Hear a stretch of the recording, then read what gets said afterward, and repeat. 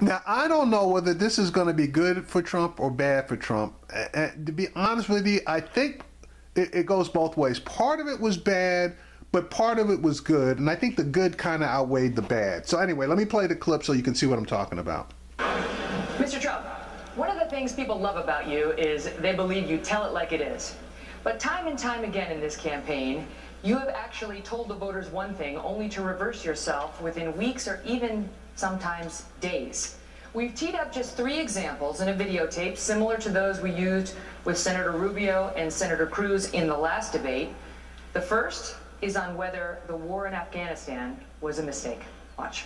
What about in Afghanistan? Do you believe that American boots should stay on the ground in Afghanistan to stabilize the situation? We made a terrible mistake getting involved there in the first place. That thing will collapse about 2 seconds after they leave.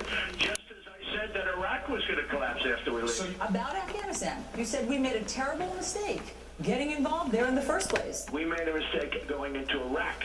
I've never said we made a mistake going Our into question Afghanistan. was about Afghanistan. That day on Okay, October I never 6th said was about that. Afghanistan. Okay, wouldn't matter. I never said it. Next, on whether we should accept the Should I Syrian... respond to that first? 2 more and then you'll have the floor. Next, on whether we should accept the Gonna be Syrian here a long time. refugees. On whether we should accept the Syrian refugees.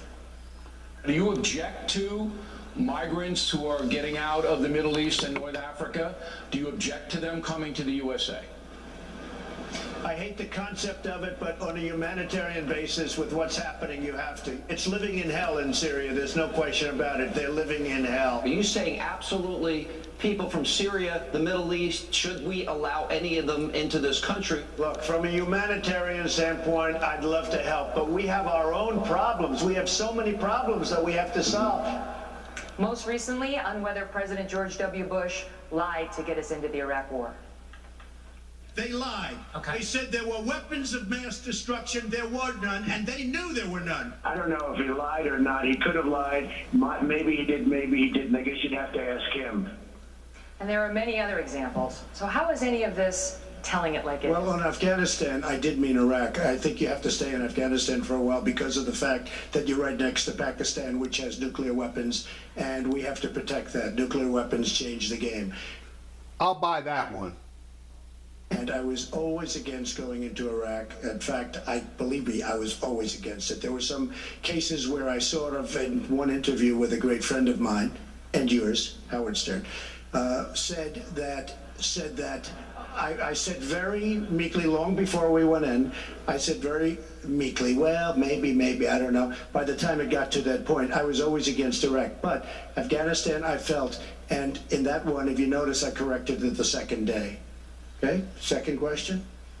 There are several examples, Mr. Trump. We went through the Afghanistan being a mistake. Within 1 day, you reversed yourself on Syrian refugees. Let me explain that. You're right. Let me explain. First time the question had been put to me, it was very early on. The migration had just started, and I had heard that the number was a very, very small number. By the second day, 2 or 3 days later, I heard the number was going to be thousands and thousands of people. You know, when they originally heard about it, they were talking about bringing very, very small numbers in. And I said, begrudgingly, well, I guess maybe that's okay. It was not like, let's bring them in. Because I think we should build a safe zone we should really, what we should be doing is building safe zones so they can stay in their own country and not go all over. And at least this way, we're not going to have the problem. Now, that I agree with 100%. Building safe zones and keeping them over there. We have to do. But just to say, because I fully understand what you're asking, when I first heard the question, first time the question was ever asked to me, first time I really had known about the question, the migration had just started, I was very much like, okay. By the time I went back and studied it, and they were talking about bringing thousands and thousands, I changed my tune, and I don't think there's anything wrong with that. But the point I'm going for is you change your tune on so many things, and that has some people saying, what is his core? Megyn, I have a very strong core. I have a very strong core. But I've never seen a successful person who wasn't flexible, who didn't have a certain degree of flexibility.